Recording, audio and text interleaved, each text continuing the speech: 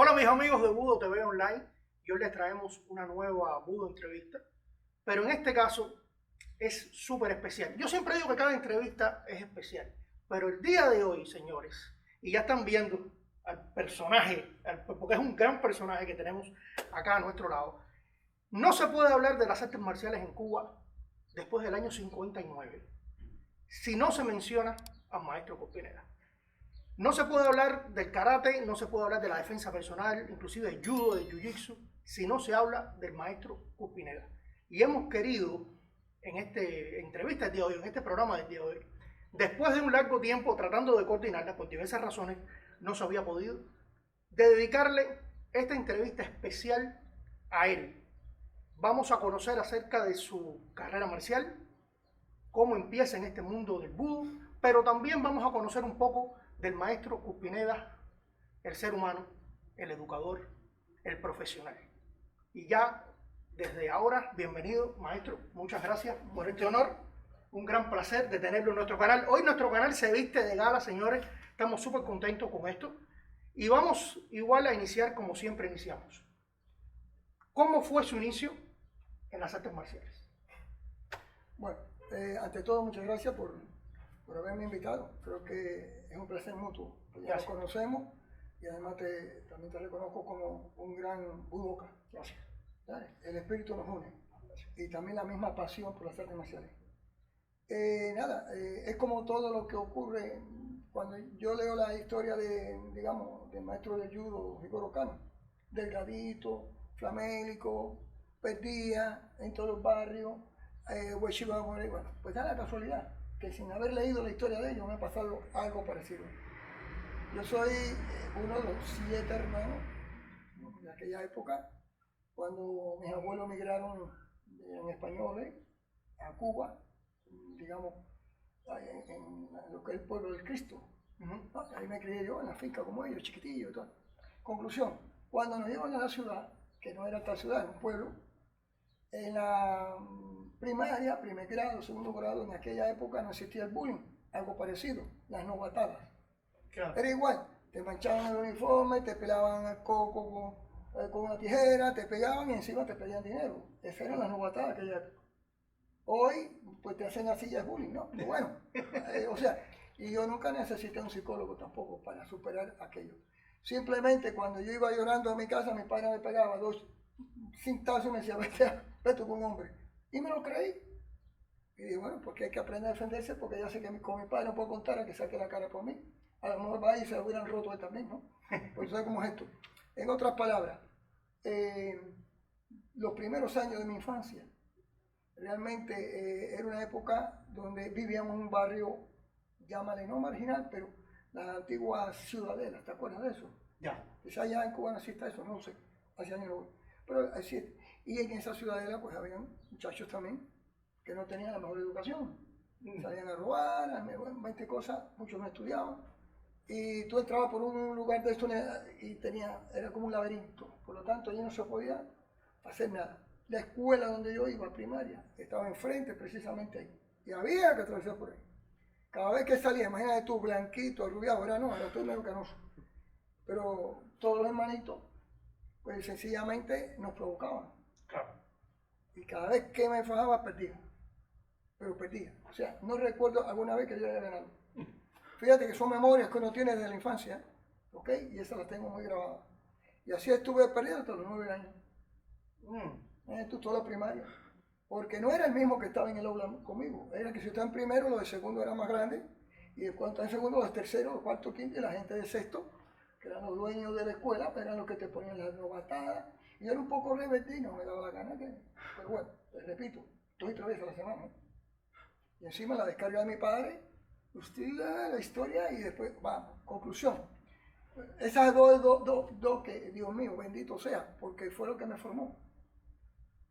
Sí. Ese trabajo que uno va que te marca en la vida, donde también tu padre te da otro ejemplo de que mi padre podía haberme defendido, ¿vale? Porque también era bastante de carácter. Pero no, mi padre prefirió criarme para la calle, para la vida, defiéndete. ¿Me explico? Buscar el equilibrio, etc. Conclusión. Nosotros, por un problema de necesidad, Mi hermano Frank, el mayor, todavía está vivo, gracias a Dios, empezó a trabajar con 11 años. Mi otro hermano Jorge, con 10, empezó a trabajar también, fallecido. Después te contaré parte de su historia, muy brillante también. Lo admiro mucho. Y yo empecé a trabajar con 9 años. Wow. Antes se daban 3 meses de vacaciones, ¿te acuerdas? Sí. Esos 3 meses, en vez de estar jugando pelota en la esquina del parque, eso primero no tenía ni bate, ni pelota, ni guante, ni nada. Empecé a trabajar en un taller de pintura, que no es como ahora, había que lijar como un condenado y imagínate tú, de 7 de la mañana a 7 de la tarde. Le doy gracias a Dios por haber pasado ese trabajo, porque creo que fue lo que me formó. No fue una desgracia, fue una bendición. ¿Me explico? Y de principio empecé a comprender desde niño el esfuerzo que hizo mi madre y mi abuela trabajando para la calle, porque mis padres estaban divorciados, mi madre se quedó con 7 muchachos. ¿Vale? Haciendo de todo, lavando para la calle, duro frío, costura, no sé cuánto, y con un uniforme que teníamos cada uno. Íbamos limpios, inmaculados a la escuela todos los días porque no había lavadora, era el jabón aquella cosa que tenía una cosita así que tú tenías que la ropa, y todos los días teníamos nosotros los 7, íbamos por la escuela así. Cuando a mi hermano mayor le quedaban los zapatos ya chiquitos, se lo pasaba el segundo. El segundo. Y cuando llegaban a mí ya los zapatos tenían Iban fondo. heredando. Yo heredaba ya lo que estaba ya, que no tenía fondo ya, ¿no? De tanto. Y la ropa igual, se le quedaba chiquita. Quiere decir, y te lo digo con toda honestidad, fíjate que guardo esos lindos recuerdos de la niñez porque aprendí a darle valor a las cosas.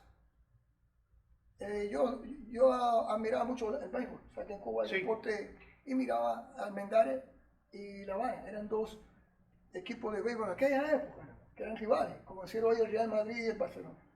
Entonces nos quedamos aquí en la televisión en blanco y negro, por cierto, 7, 8, 10 muchachos, los del barrio, porque no todo el mundo tenía televisión, y nos poníamos ahí 30 muchachos a ver y yo soñaba con tener un guante. Mi madre me dijo, trabaja y gana todo.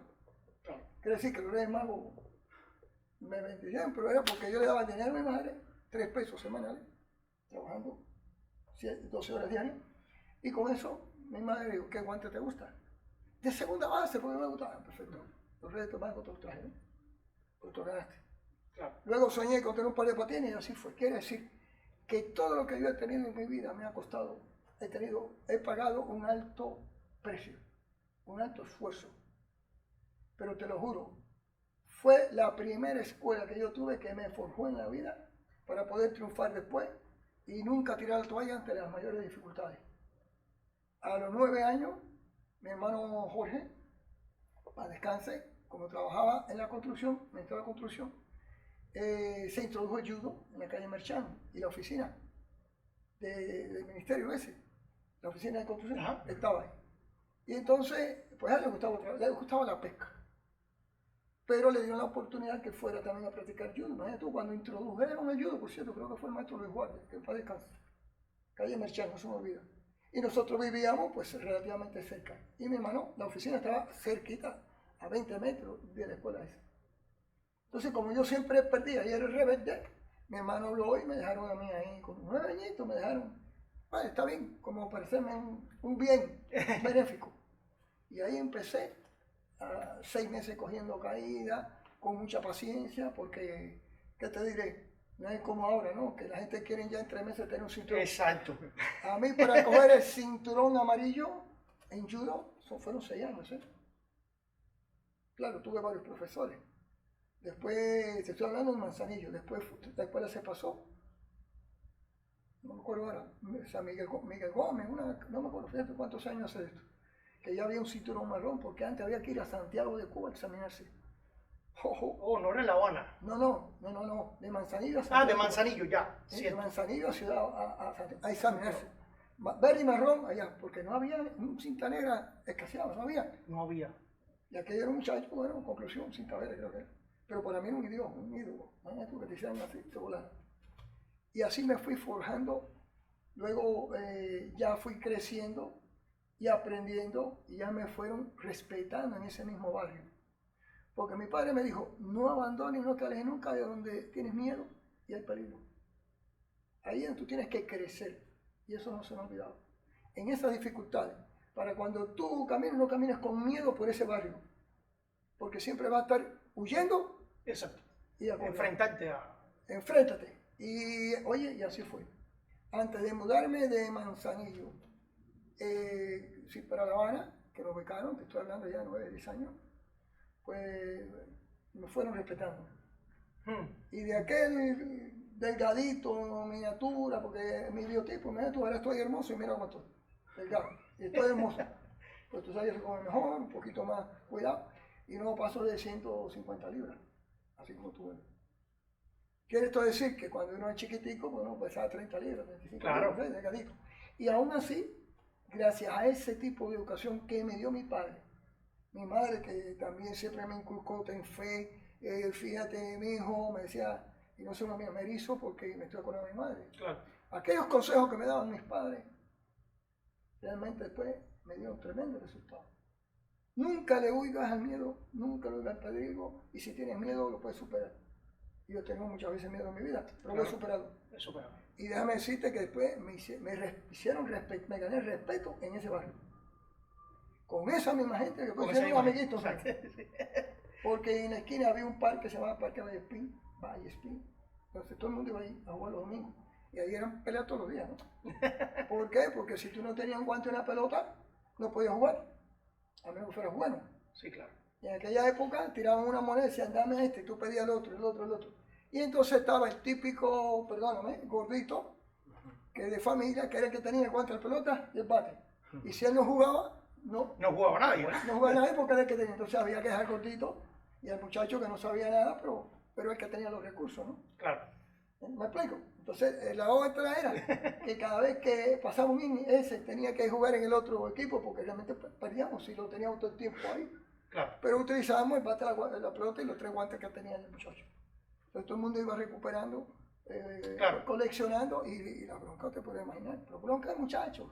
Claro. Nunca fue a tiro, sí, ni sí, cosas de papel en el labio, cualquier cosita, pero normal. Así que, y nada, y al final me fui de la ciudad de Manzanillo respetado. Y después, bueno, llego ya a La Habana, tuve un tiempo viviendo con mi madre se fue adelante con los 3 hermanos, los otros se quedaron, bueno, ya en Manzanillo, y en La Habana fuimos poco a poco emigrando. Mi madre no fue en la medida de las posibilidades. Y bueno, aparte que estudié en Becar, yo caminaba no sé si conoces esa ciudad, se llama Siboney. Sí, cómo no. Que todas aquellas casas residenciales sí. la dieron para las becas de las escuelas. Pues yo fui de los primeros que entrené eso. Entrené esos pedazos de chalet. Precioso. Y entonces yo caminaba desde las 202 calles hasta la rotonda, después que terminaba la escuela, con el profesor Miguel Falcón, que cuando quedó segundo año, una leyenda del judo. Hablando de la vieja escuela de judo. De la vieja escuela de judo, sí, de la época de este maestro Kawaichi, Chikawa, sí. De esa época, de los criados eso. Y entonces ahí fue donde estuve como 4 años, bueno, todo el tiempo ese, hasta que era cinturón naranja, después de 6 años. ¿Eh? Wow. Pero era, vamos, decir en aquella época cinturón verde, todo el mundo decía, madre mía, era un tipo admirable. Decir cinta negra, eran escasos. Acuérdate que, bien, y ya no, después conocí a muchos amigos míos de aquella época, Cristovita, que era cuando yo practicaba gimnástica, tremendo judoka, después tuvo un equipo nacional, se hizo muy amigo mío, pero también era delgadito en Beca. Quiere decir que en Beca me pasó la misma historia que cuando yo era chiquitillo allá en el pueblo de Manzanillo. Y en Beca, recuerda que en cada casa te ponían 30 muchachos, 40 muchachos, un jefe de albergue, y una tía, que le llamaban la tía, que era la que hacía la cocina, esas cosas. Y los padres que nos daban siempre nuestras cositas para guardarlas. Pues siempre venía el más listo y se tomaba, ¿tú te acuerdas de la leche condensada? De la cuota, te la hervían y te daban la lechita. Esa me daban la cuota del mes, había que defenderla, ¿no? Entonces cada vez que no iban allí, pues igual, lo mismo, la misma historia que se repitió. Los más grandes, habían siempre sus abusadores, la buena gente. Y yo volvía a perder.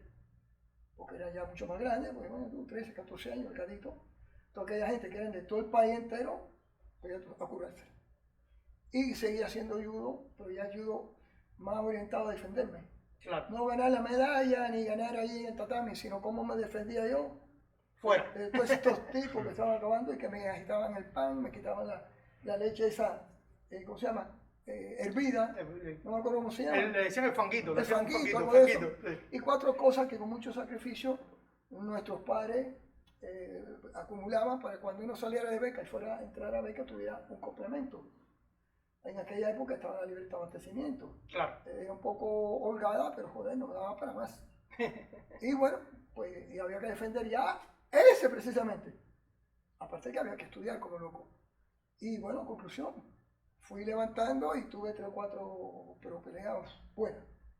Porque si te dejas coger la baja, sí, te por tienes que ir supuesto. de beca. Todo lo que, sobre todo en una beca. Sí. Entonces, bueno, pues sencillamente igual. Yo recuerdo una oportunidad que me iba yo, eran los uniformes aquellos color beige, pantalón oscuro, marrón, y una camisita de esa que tenía. Bueno, esa fue mi época. Y teníamos que salir con el uniforme de beca, no rompecalle.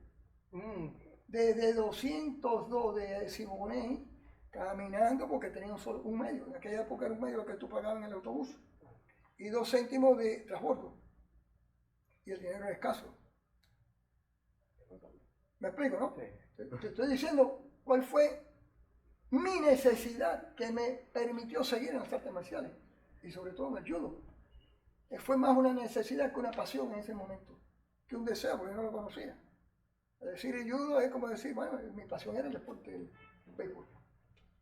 Hubiera sido el peor beisbolista del mundo, porque no tengo ni tipo para ser ni un hit. Sí. Pero bueno, mira, la vida me fue llevando por ese derrotero y ya ves, he tenido ciertos éxitos internacionales, ciertos logros, y me he mantenido porque realmente vivo, me apasiona, me apasiona. Yo a veces me invitan algunos amigos, vamos a salir, vamos a tomar no sé qué, y si en ese momento me invita a mí un amiguete a venir aquí a hacer judo, yo me vengo a hacer judo y karate y disfruto. Exacto. ¿Me explico? Hasta ahora, digamos, ambas cosas son buenas, por supuesto. Pero ¿hasta dónde es la pasión por esto? Claro. Bien. Conclusión. Allí, en ese ambiente de muchachos, pues tú sabes que siempre te pican, ¿no? Sí. Te hablan te provocan para provocar la pelea, los grupitos. Yo pensé que incluso que aquello era un ambiente carcelario. Porque en la cárcel igual tienes que tener una piñita y un padrino para que el más grande te defienda, porque si no el otro te casquea. Fíjate bien hasta dónde uno llega a pensar cosas. Hasta que ya digo, bueno, aquí hay que buscársela, defenderse sin deberle favores al más grande, que te apadrine y te proteja, porque luego tú vas a estar siempre vulnerable, dependiendo favores de este y vulnerable de los otros. ¿No? Y así fue, porque recordando los consejos de mis padres. Como ya yo estaba haciendo judo, pues ya lógicamente era diferente el entrenamiento que tenía a 8 años atrás, o 7 años atrás. El primero que me provocó fue un santiaguero boxeador. ¿Sabes que en Cuba sí. el deporte era boxeo y pelota? Y pelota. Tú no, pues tú eras un chiquito, no habías nacido. Sí, pero sí, todavía. ¿Te acuerdas, sí, no? Sí. Bueno, fenomenal. Y entonces, bueno, pues el boxeador allí, cada vez que cogía uno, 14 años tendría, ¿no? 15 años. Y santiaguero más, ¿no? O sea, que los santiagueros son guerreros. Tipo noqueaba, y querían la pelea del boxeador con el judoka. A mí me decían judoka, yo no soy judoka, yo aprendí, que carajo, bueno, conclusión, fue tanto la provocación que nos enredamos. El tipo me acorraló contra la pared y me empezó a dar puñetazos, pero lo que te sale, te lo juro ante Dios. Fue el primer día chivaray que me salió en la vida. Estaba en el bracito, me lo hice así, y el tipo voló en el aire y cayó, que todavía no me acuerdo. Lo juro por Dios, no miento, porque no tengo por qué hacerlo. Y el tipo cayó todo destoletado ahí, se quedó medio mareado. Y yo me quedé erizado así, que nervioso. El tipo se levantó mareado y se fue. Ya empecé la fama. Cuando tú le das el primero bien duro, sí. ya todo el mundo empieza a respetar, ¿no? Sí. La segunda pelea fue con un pesista. Porque en las becas, te acuerdas que también habían siempre, en cada casa habían piscina y habían gimnasio. Gimnasio, sí. Entonces, bueno, pues unos llevaron y muchos ahí haciendo pesas, pero claro, como yo era delgadito, no querían que yo me metiera con 20 libras a hacer cositas, porque yo estaba Renacuajo. Y todos aquellos eran muchachos ya fuertes, hermosos. Y vino un boxeador, un tipo pesista de esto también. Estoy hablando 14, 15, 16 años. Es mayor que yo. Yo estaba en primer año y el otro estaba en segundo, tercero, ¿me explico? Y bueno, la mezcla que hay, muchachos, igual. Pues ahí fue donde yo me di cuenta que el judo sí me hacía falta y que iba a ser parte intrínseca de mi vida. Pues ahí nos empezamos a fajar, pero bueno, fuerte al fin, no sabía mucho. Y me he enrollado con él, cayó de cabeza y 11 puntos de gobernador. Ya empecé a coger fama. Entonces ya, tú no te acuerdas los prietos aquellos guaposos que usaban unos pantalones. Con pana. Sí, patólicos, sí, Sí. pantalones anchos, combinados con dientes de oro, que ya lo había, en aquella época ya lo había. Pues ya empezaron a respetarme. Respetaban, no, está bien, dentro del ambiente. Yo nunca me metí con más nadie y así tuve 3 peleas. Pero no es esporádica, no una hoy y otra mañana, no, con el tiempo, en los años que estuve allí. Luego en la beca pasé el servicio militar, me enseñaron a 1000 cosas. Bueno, lo típico te enseñan cuando estás en servicio militar, obligatorio. Obligatorio tienes que aprender lo que te dan, pues si no. Y esa experiencia también, esa formación militar me ayudó mucho. Disciplina. Claro. ¿Me explico? No, hay que coger la parte positiva. Claro. Por favor, yo en eso sí soy positivo en mi vida. Y todo lo que me ha pasado, le doy gracias a Dios de que me haya pasado, porque de cada cosa dura que me ha pasado, he adquirido una experiencia. Claro. Y esa me ha servido para seguir avanzando. Me he ido fortaleciendo cada vez Y más. fortaleciéndome y dándome cuenta que era un mal necesario en mi vida. Formaba parte de la educación hacia el mundo, hacia la sociedad. Y después de eso, bueno, han pasado tantos años que vamos a ir para estar aquí esta mañana. Yo creo que siempre seguimos aprendiendo, ¿no? Sí. Siempre cada día es una enseñanza y como quiera Ahí que está. sea te va formando. No. Y una cosa que siempre, en aquella época, tenía una mente muy equivocada. ¿Por qué? Muchachos, al fin, cuando yo empecé a ver que ya yo era un poquito guerrero, que con mi cinturón naranja ya me fajaba y ganaba, y pues cometí un grave error. Ya caminaba así. Ya yo iba ya con mis libros, pues ya, imagínate, un cinturón naranja, un verde en aquella época. ¡Wow! Y era la época en que todos alardeamos, no yo solo. No, es la edad, es parte de la Mucha edad. gente que hoy son séptimo, octavo dan, amiguetes míos, iba por la calle con su kimono doblado en aquella época que se doblaba así. Con la cinta el agarrada cinturón una acá, así. y el cinturón aquí, alardeando por todo el barrio, y por todo Siboney, y por toda La Habana. O sea, no se lo ponían ni lo guardaban en un cartucho, porque no habían bolsas de esas deportivas. Pero todo el mundo lo guardaba en un saquito Todos lo de, llevaban aquí. de harina, ¿te acuerdas? Sí, en los saquitos de harina. Ya nada, Sí, o sea, sí. todo el mundo aquí alardeando, porque decir cinta verde, Sí. ojo. Sí, una cosa buena yo creo que tenía esa época y que tuvo durante un tiempo después, era que cuando tenías un cinturón, Muchachos. era de verdad representabas ese cinturón. Sí, Y si llegabas a cinturón negro, eras un cinta negra. Lamentablemente hoy en día ya las cosas han ido cambiando un poco, pero en aquella época sí había que ganárselo y sudarlo fuerte. Las reglas de evaluación no sé, está un poco más flexible. Ok, no vamos a cuestionar eso ni está ese campo, pero es verdad, más flexible. ¿Qué ocurre también? Que como eran el judo, acuérdate, el judo lo introdujo, mira, ese es el maestro que está en 52 y se crearon. Lógicamente, para hacer un cinturón negro en aquella época, mínimo 10 años entrenando. Exacto. Porque también estos primeros maestros llevaban como Dios manda. Exacto. El judo, había que ser judo. No, y a ellos les costó también. Y luego yo no soy de esa generación, yo soy de una generación post. Por lo tanto, esos que se graduaron de la mata, llámale lo legítimo, los primeros, me exigieron a mí mucho más para quedar bien con el maestro con el primero. Claro. Y imagínate tu conclusión. Es verdad que costó mucho cada cinturón. Y recuerdo que en el primer combate, donde perdí, pero perdí fue con otro muchacho, muy famoso, por cierto, pues fue del equipo nacional, Florido Estrada. No se acuerda de mí, pero yo de sí. Porque como él tiraba a tanta gente con sus orales, seguro que no se acuerda. Pero yo sí me acuerdo porque me rompió el brazo. Me metí un funcionario y puse lo típico del que no quiere perder. Pues puse el brazo con el C1 que mencionó y el codo me lo voló para aquí. Éramos muchachos, te estoy diciendo. Y entonces, bueno, tuve así estabilidad 3 meses y el maestro Falcón, el profesor Falcón, me dijo, tú ves, por no coger caída. Mira lo que te pasó. 3 meses perdiendo clase. Ahora te voy a superar más porque ya te da 3 meses de ventaja. Conclusión, dije, no, el judo hay que enfocarlo de otra manera. Saber perder. Y ahí fue donde empecé también a no traumatizarme cada vez que perdía, sino a adquirir eso como una experiencia más de la vida. ¿Por qué perdí? ¿Por qué me ganó? ¿Y por qué? Pero si yo podía haber neutralizado eso cogiendo la caída y sigo vivo, bueno, pues me cambió el concepto. Quiere decir que hasta perder me ayudó muchísimo a ganar, para que tú veas. Y aprendí mucho más cada vez que perdía que cada vez que ganaba. Lo único que cuando ganaba era el ego, se me aumentaba. Pero cada vez que perdía era más humilde, decía, tengo que seguir entrenando. O sea, que la vida me ha llevado con esa filosofía, el optimismo, la parte positiva, y sacarle a todas las dificultades de la vida siempre una experiencia. Y darle gracias a Dios que me ocurrió. Porque vivir en una zona de confort, en una casa de cristal, donde el mundo es ajeno a cómo está realmente la vida, no estoy hablando de la época actual del siglo XXI, de aquella época también, exacto. que también habían sus riesgos y sus otros, ¿vale? No tan evidentes como ahora, porque los medios de comunicación son los que contribuyen a que tú te enteres de lo que está pasando en el otro lado de Estados Unidos o en el otro lado de China. Antes no, antes tú tenías 2 canales y acuérdate que la televisión surgió en el 40 y pico.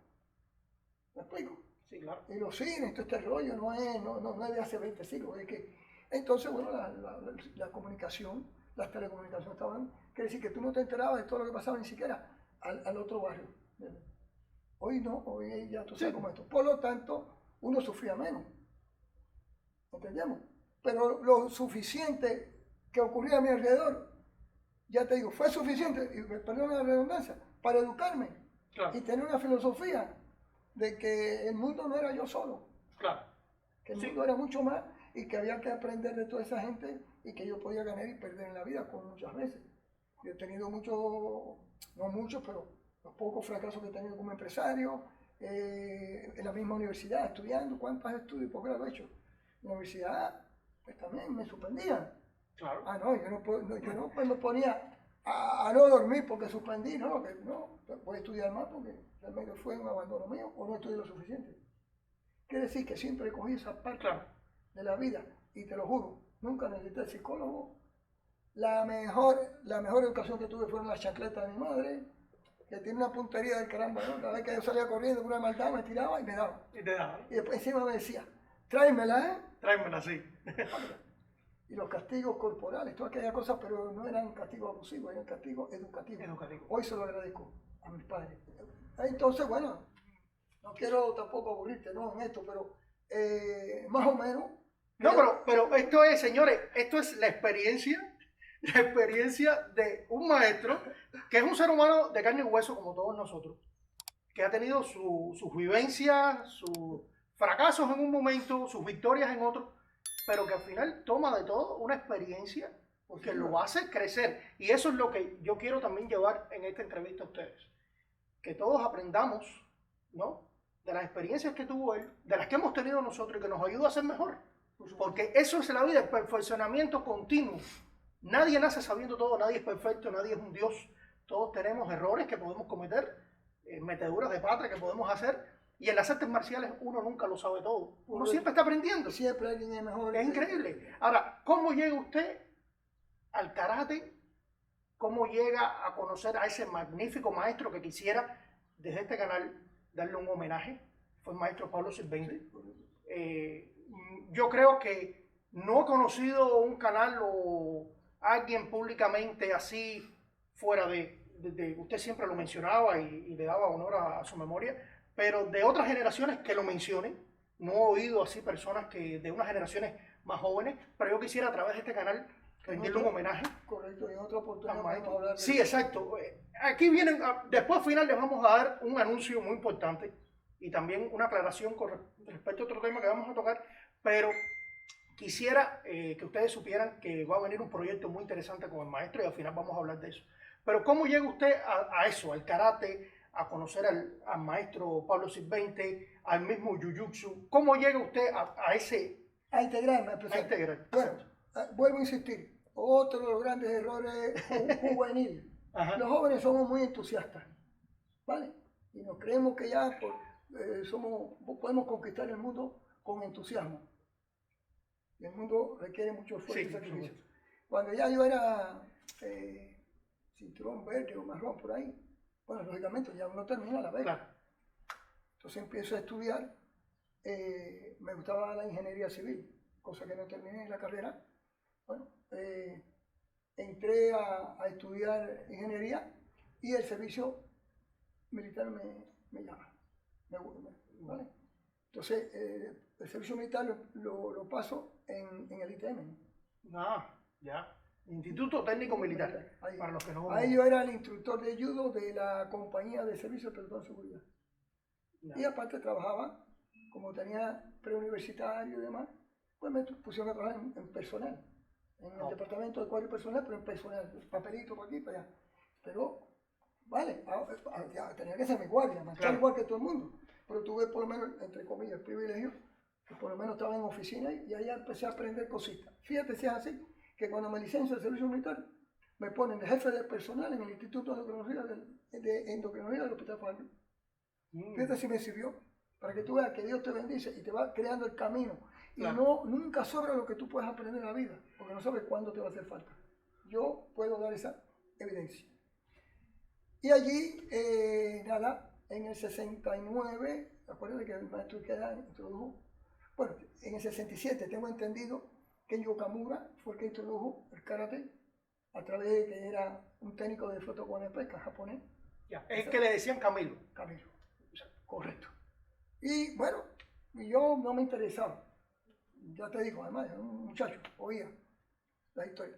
Pero cuando entran el karate allí, a través de Roberto Peñalver, que era el profesor de judo de los oficiales, yo era el instructor de judo de los reclutas. Imagínate tú sabes que siempre ha habido rivalidad entre el soldado, el oficial, el soldado por fugarse y el oficial por capturarte, y las cosas que pasan típicamente. Pero la rivalidad también entre el judo y el karate.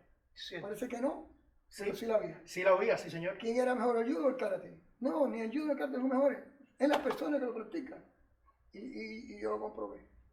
Conclusión. Cuando aquello, el karate nada más que era para las personas del Ministerio del Interior y las Fuerzas Armadas. Y oficiales de las Fuerzas Armadas. Y oficiales, exacto. No, tú no, si tú no estabas ni vivo. No, pero sí conozco la historia y que inclusive era muy restringido, no todo el mundo podía. Restringido, tenía que tener papel del Ministerio del Interior, recomendaciones, no sé cuánta gente. Yo creo que había hasta del Comité Central. No se podía por karate y secretismo.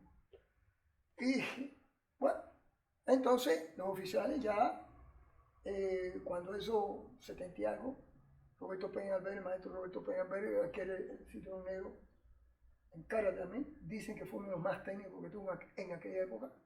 Personalmente lo conocí y le debo muchas cosas que algún día saldrá también a relucir. Tipo hombre a todo y amigo. Me quería, me apadrinó, porque me veía que lo iba a hacer allá, me decía, bueno. Conclusión. Ya habían unos oficiales que estaban graduados sin tabela en karate. Y decir sin tabela en karate, en aquella época, era las kakutei nada más, y tamachihuara, rompimiento ladrillo con taisui, con chuto, tabla, no sé cuánto, porque era otro karate diferente. Claro. Para tú llegar a ser cinta lila, tenía que romper todas las tablas habidas y por haber que habían en La Habana, más todos los ladrillos de la construcción, antes de la cinta lila. Quiere decir que el básico, el buen básico, tenía que demostrarlo con rompimiento. Y entonces las catas después te la iban enseñando, las pinan y eso, a partir de cierto nivel. Pero lo primero era, por lo tanto, te metías 4 o 5 años con el básico marchando, tirando suki, maigari, no sé cuánto, y hasta que no hacías miles y miles, lo vi, no pasaba de cinta. Y encima tenías que demostrarlo con tamachihuara, que es la única manera de tú saber si pega duro o no. Si tú no metes un texto y rompes un ladrillo, tú, vamos, no le das una mosca y no le haces daño. Si no rompe una buena tabla, una pulgada con un buen empi o con un buen suki o todo eso, tú no te sientes seguro. Claro. Y era así. Para el cinta lila. Y ese estilo lo tenía el maestro Pablo, Sirvente también. lo tenía Joséito también, por cierto, ya te hablaré de todos ellos. Déjame aclararte que también fui alumno del maestro Colischini en la Universidad de La Habana. Cuando él estaba en el Abrante, que tenía un gimnasio ahí en el Abrante, en la calinata del Abrante, está frente a la Facultad de Física. Okay. Y el aula, aunque yo estuve en la Escuela de Economía, la Facultad de Economía, a mí el aula donde yo daba a partir del tercero, cuarto y quinto año, fue ahí en el edificio de la Facultad de Física. Yo cruzaba la calle, bajaba las escaleras y estaba ahí. Y ahí estuve 3 años. Es decir, que aprendí muchas cosas. Se las agradezco porque a mí por lo menos me educó. Fíjate bien, yo le digo estaba era por haber aquí yo metí un sotocho, creo que Andrés Kessler me enseñó, que Andrés Kessler era de aquella época. Estaba en el equipo nacional juvenil de la EPA y lo único que tiraba era sotocho, pero oye, por cualquier vía, rompió 2 récords. El 6 segundos en el equipo nacional, en el campeonato nacional, meter a uno 6 segundos, récord, y con cinta marrón y como cinta negra. El otro que rompió un récord también fue Morejón, José Soto Morejón, que era alumno de Luis el Mono, Luis Rodríguez el Mono, decían el Mono, ya te explicaré por qué, que fue alumno también de Ishikawa, del japonés que estuvo en Cuba en el 50 y pico. Te estoy hablando gente de aquella época, pero que yo lo conocí posterior, ya ellos tenían su historia. Y también. Y entonces, ya como yo me estaba cultivando en la universidad, pues me cultivé también con el maestro Colischini, me enseñó mucha filosofía, claro, un judo técnico y hacer personas. Porque en aquella época, pues me gustaba con Octavito, con Cristovita, con muchos más, Sendón, que era un santiaguero también, Miguel Sendón, que fue campeón nacional de beca, pues íbamos y visitábamos cualquier bonito colgado a todos los gimnasios de judo que había por toda la mano. A pasar fila y a veces nos pasaban y salíamos todos destrozados. Pero era bueno, sí, pero así, era el ímpetu ese de los muchachos, venir, me explico, como si uno fue, ya te digo, a conquistar el mundo. Y muchas veces salíamos bastante. ¿Qué pasó? Que había un recluta igual que yo, que era el que se encargaba de limpiar la piscina allí. Hay una facultad de deporte donde hay una nave grande que es una piscina. Y al lado está el tatami. Y ahí se daba karate y todo, me explico, con todas las instalaciones. Y ese muchacho, como estaba ahí siempre, era llámale custodio, sí, el recluta, aprendió cada vez que veía la clase de karate. Que era, imagínate tú que hay una piscina, un tatami y esta es la piscina. Como él era el que limpiaba, pues se ponía a ver el karate y empezó a aprender él imitando. Ojo, este detalle es muy importante. Pues él fue, como él conocía a todos los karatecas, el que organizó la primera pelea la primera pelea en Cuba de un judo con karateca, fue el que la organizó. Wow. ¿Y a quién llamaron? Al instructor de judo, Cupinera en este caso, que él había cogido por cierto de marrón, y el mejor karateca de los oficiales, que también, y él fue el que organizó aquello, no con apuesta, pues algo hubiéramos caído preso. Sí, sí. Pero el judo es mejor y el otro que defendió el karate, y se formaron las supuestas piñitas, de lo cual yo siempre, nunca tuve a favor de las piñitas, pero claro, muchos judokas, no, el judo no es. Por cierto, ahí estaba en aquella época Pablo Escolano Vidal, el mejor mare uchimata que yo conocí en aquella época. Pablo Escolano Vidal, le decían Pablito Maquicón. A ver que te veía que te hacía así, con el mare uchimata, usted de cabeza. Ese tipo me enseñó lo que no te puedes imaginar, pero ¿cómo? Sufriendo. Sí, claro. Porque él me asesoraba, él era el cocinero de ahí de esa unidad. Y cuando él terminaba de su trabajo a las 5 de la tarde, iba al tatami. Terminaba el karate y como yo tenía que dormir ahí en la unidad, bueno, estábamos entrenando yo hasta 3, 4 horas, las que sea. Así que te podrás imaginar las veces que yo tuve que buscar paracaídas, porque vuelvo a repetir, la vida no es un ciclo. Claro. Lo mismo me pasó en el pueblo donde yo vivía chiquitico, bueno, claro, eso, me pasó en Beca y después me pasó estando yo ahí. Quiere decir que, coño, siempre estaba perdiendo, hasta que fui creciendo con los diferentes niveles, las diferentes metas que la vida me puso. Ese primer combate lo gané yo. ¿Por qué? Porque cuando yo me fajaba chiquitico, empezaba a darme puñetazos con todo el mundo, por lo tanto, yo no sabía karate. Pero la pelea esa de callejera, de darte 2 puñetazos y tirarte al suelo, seguro porque ya yo de chiquitico la estaba Claro. viviendo. Y es la mejor pelea que uno, es la mejor arte marcial que uno aprende, la de la calle. La de la calle. Ahí no hay regla, ni ética, un carajo. Conclusión, empezamos con esto enredado y bueno, pienso que se descuidó, lo llevé al suelo, le hice la llave, pum, no desapartaron. Y ya, bueno, ya, el judo creció, ya todo el mundo quiere ser judo, el cuspi, como dicen a mí, el cuspi, bueno, era el papá. Por cierto, hasta noviecita tuvo y todo ese rollo. El muchacho se pasó 3 o 4 meses, el oficial, mirando, además, tremenda persona, muy amigo mío en aquella época, mirando cómo yo entrenaba, uno hacía esto y lo otro. Ese mismo muchacho que cuidaba la piscina, volvió a convocar un segundo encuentro, supuestamente de quite, ¿no? La revancha. Sí, claro. Y yo a defender mi... Sí, no se podía quedar todo así, tenía Y que... yo a defender mi ego. Imagínate tú, es como que todos los retadores que tienen los campeones mundiales, ¿no? Yo no era ningún campeón ni nada, simplemente el ego de que el karate herido y yo esto. ¿Y qué pasó? Otra experiencia me dio la vida. Fui muy confiado. Y cuando uno se confía, y me ha pasado 3 veces en la vida, me han dado hasta por detrás. Durísimo, pata, puñetazo, pues, pata, por toda la conclusión. Fui confiado a esa segunda pelea y fue cuando el muchacho se me mantuvo alejado, patada por todos lados. Cuando fui a agarrarlo, me golpeó aquí y me usó la clavícula. Quiere decir que ya unos años antes, el codo, la clavícula, y ¿para qué contarte? Bueno. Ahí fue donde dije, hay que aprender karate. ¿Me explico? Ya. Entonces, como era recluta igual que yo, que su amor herido, ¿no? Claro. Su prestigio herido, tanto fama que le había dado al judo, sí, de acuerdo, fui yo el que perdí. El judo no perdió, perdí claro. yo. Y ahí fue donde él empezó a enseñarme a estar aquí en Chichihuate más o menos, también escondido, porque el karate no se podía. No se podía. Me explico, clandestino, y ahí surge la palabra clandestina, ¿no? ¿Vale? Entonces empecé a hacer mis karate. ¿Qué pasó? Que como ya yo estaba lesionado y picado quiere decir el ego de uno, sí. El amor propio, ¿no?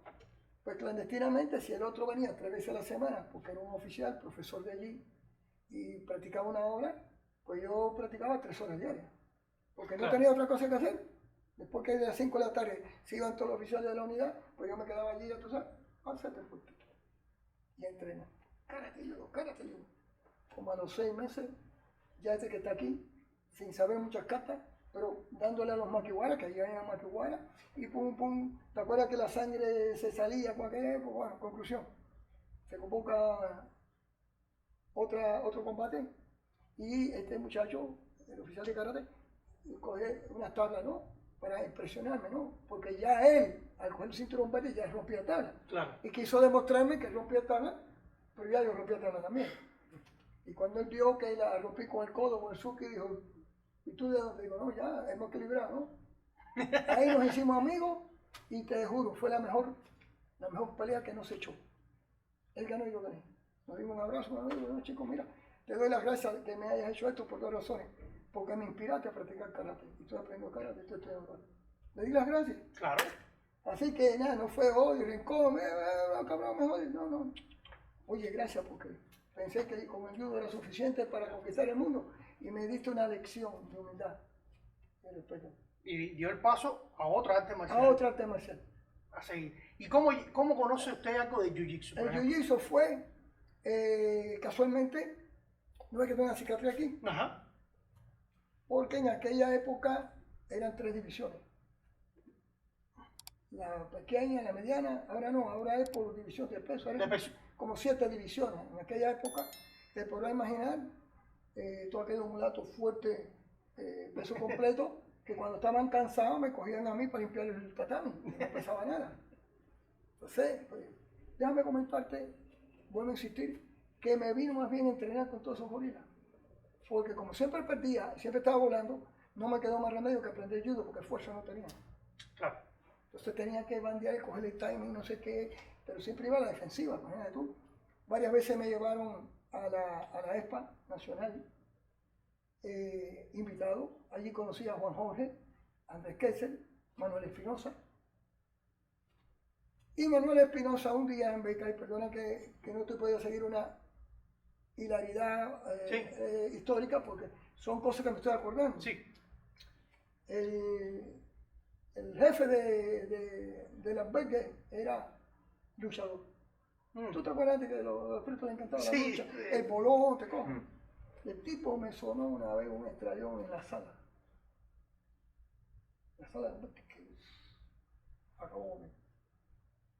Y un día yo me iba de pase con un 5 céntimos nada más para coger desde la playa, a la 132 que me llevaba allá a La Habana Vieja, donde yo vivía, por allá por La Habana, porque no tenía para el transporte. Entonces yo me iba de la 202 a pie hasta playa y allá cogía con un medio, ¿vale? Cuando yo me voy, que estoy en el patio, salí un momentico del albergue al patio, me cogí el pie, entonces me dio un cuero, me fajé con él.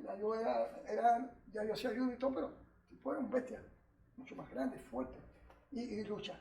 Imagínate, yo no me acostumbrado. Y me revolcó completo, toda aquella ropa llena de, ¿sabes cómo te restriegan por toda la hierba? Hecho polvo terminé y me quitó los 5 céntimos. Yo me quedé así, pecho mierda, digo, ya tú no sabías ¿sabes que tú no se va a la 2 de la tarde?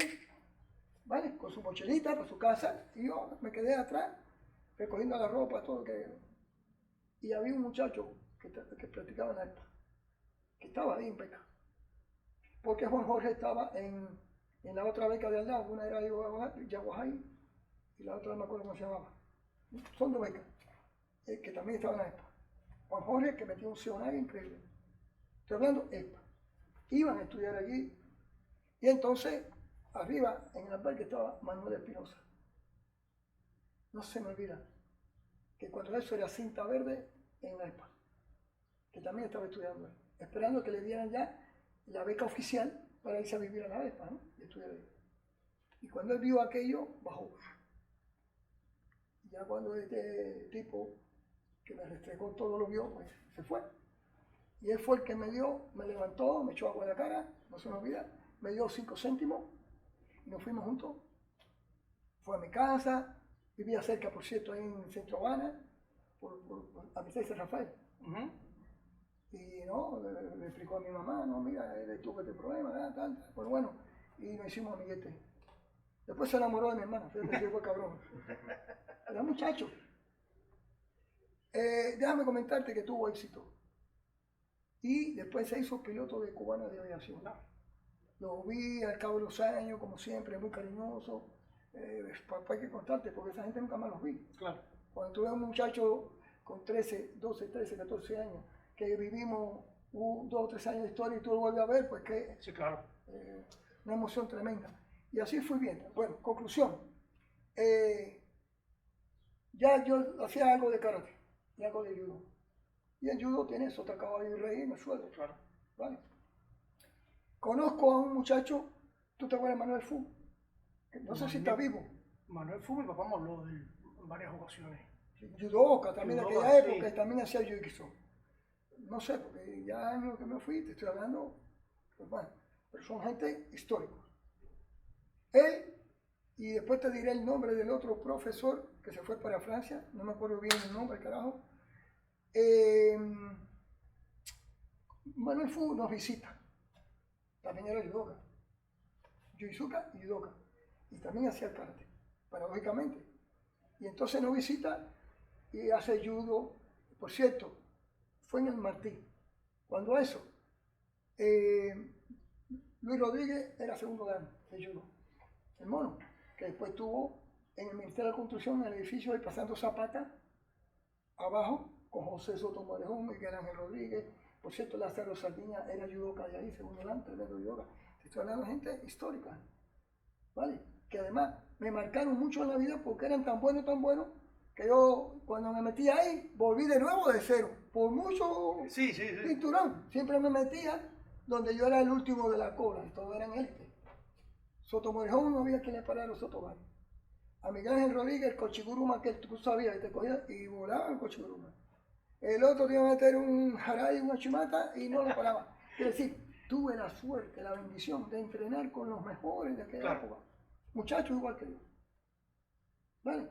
Y fui a adquirir una madurez quizás muy acelerada, porque también yo no me gustaba perder. Y entonces me volvían a estrellar contra el suelo, y volvía la semana que viene, y me pasó lo mismo en karate. Ahí es donde cuando conozco a Manuel Fu, que me invita a ir detrás del Pairé, ahí está la escuela de un preuniversitario, José Martí. Ajá. Perfecto. Hay un tabloncillo ahí en el sótano, había un gimnasio viejo de pesa, todo eso es un tabloncillo. Y ahí es donde él, que daba clase ahí de Jiu-Jitsu, junto con otro profesor, perdóname, que no me acuerdo el nombre, pero te lo voy a decir, Lázaro. Se llamaba el nombre Lázaro. Muy místico. El muchacho practicaba Qigong, practicaba todas estas artes marciales no esotéricas, las que hoy se conocen, Sí, sí. pero que en aquella época, acuérdate, era una guerra con la religión, con no sé Sí. qué, con toda aquella gente que era un poco místico, ya lo creían que era de diversión ideológico, y al tipo lo tenían medio pulverizado. Entonces Manuel Fu y Lázaro daban clases de jiu-jitsu ahí. Me recibieron y los primeros pasos que yo di fueron con ellos jiu-jitsu. Más el karate, más el judo, te puedes imaginar que rápidamente avancé. Nunca dejé de practicar karate, nunca dejé de practicar judo. Me coordinaba bien mi horario de trabajo. Yo siempre, desde que me licencié en servicio militar, empecé a trabajar. Pero en aquella época te daban 2 horas si tú estudiabas en la universidad. No sé si te acuerdas. Sí. Un permiso. Sí, sí, sí. En vez de estar a las 8 horas, pues te daban 2 horas, siempre y cuando aprobaras. Y fuera Claro. bueno, si no, ya tú sabes. Por lo tanto, yo estudiaba de madrugada para mantener las notas en la universidad, poder tener ese beneficio que te daban, ¿vale? El centro de trabajo te da ese beneficio, pero también aprovechaba cuando salía de la universidad a las 9, a donde me iba, a hacer karate y luego o hacer judo, de lunes a domingo. Y los domingos hay testigos que te lo pueden decir, que nos íbamos a la ciudad deportiva, nos íbamos al Parque Martí a la preparación física. Esa fue nuestra vida y creo que no me arrepentiría porque además fue una vida sana. 40, 50 muchachos allí reunidos en la piscina aquella olímpica que había, ¿te acuerdas? En el Parque Martí, tiraban una monedita, había que tirarse al suelo, a buscarla al fondo, 20 o 30 vueltas a la pista según la edad. Claro. Disfrutamos nuestra vida y nos dimos cuenta que éramos felices, sin ron, sin droga, sin fumar. Entrenando. Entrenando y haciendo Algo saludable. Es más, déjame comentarte que cuando ya teníamos 16 años por ahí, no me acuerdo bien, que empezaron a darnos las cuotas aquellas de cigarros, Ajá, populares y otro tipo, eran 2 marcas. Digo yo, no, ya yo pienso, ya yo soy hombre, no, va. a fumar, No, antiguamente nos sentábamos en el malecón porque se iba la luz. Entonces, donde único podíamos uno desconectar era oyendo la música, o en el 1830, o a mitad del malecón, que habían como unos de esos que dedicaban música. Entonces, en el malecón sentado ahí, a oír música y a disfrutar, ya hacernos cuentos. Si comprábamos un bote de helado ahí en el Copelia, todo el mundo con una cuchara, todos los amiguetes a disfrutar del bote ese, porque era muy difícil conseguirlo también. Claro. Bueno, pues más o menos, te reitero, mi vida fue estudio, trabajo y entrenamiento. Luego nos unimos, conocí a Leandro Monteleón, que ahora después fue oficial de la seguridad y eso. Judoka, hicimos jiu-jitsu juntos y fuimos creciendo juntos en este tema. Caminamos media Habana y también la provincia. Fuimos a Camagüey allí, conocimos a Papito Simón, a toda aquella gente legítimo del judo camagüeyano, que estoy hablando de gente de verdad, ¿eh? Ahí conocí a Nordelo también, que fue el profesor de este muchacho que está ahora en Las Vegas. Y fui conociendo muchísima gente que luego fueron. Claro. No, pero guerreros, te estoy hablando. Sí, sí, sí. En una época dura. Bueno, y así, y luego conocí a este muchacho que está ahora al frente de que le dio un derrame, por cierto, cerebral allá en Cuba. Un maestro de jiu-jitsu. No lo conoces. No recuerdo. Dame si me acuerdo de él. Bueno, pues ese fue el que me dio, porque era en aquella época de los mejores que yo conocí. De los mejores. Y yo sí visitaba, y como acuérdate que yo era gratuito, ahí nadie veía eso, Pues lógicamente, ¿cuál era el ego? Mientras más alumnos, mejor soy. Claro. Porque sí se piroteaba. Y como era libre, pues yo visitaba la escuela y si a mí no me acompañaba este profesor, no me gustaba su metodología, no me convencía, me iba con el otro. Y ahí estuve con este muchacho largo rato. ¿Tú te acuerdas de ahí en la rotonda, y que estaba que se hacía la carrera de perro? Debajo estaba un gimnasio ahí de artes marciales. No me acuerdo cómo se llama. Bueno, conclusión. Y ahí fue donde iba yo a entrenar. Entonces, además sacaba tiempo para. Y él me levantó. Quiere decir que yo seguí entonces después karate jiu-jitsu. El aikido realmente yo lo empiezo porque los chanes, en el 87, sobre todo Gaby, que para descanse, era el más ligerito. Porque el otro, el mayor, era un poquito más judoka, más fuerte. Y Gaby era más fuertecito, incluso era muy buen karateca también. Y buen judoka porque hacía aikido con Silvio. Con Silvio García. Con Silvio García, que estaba en una casa, en una sala, y ahí daba, ¡ay, estuve yo también! Me inicié un poquito, luego Ortelio, uno prieto grande, alto también. Lo conocí. Se incorporó Buena persona. en el Mónaco, y entonces Ortelio pues también hacía su aikido y le dimos la oportunidad en el Mónaco a que nos enseñara todo aquello.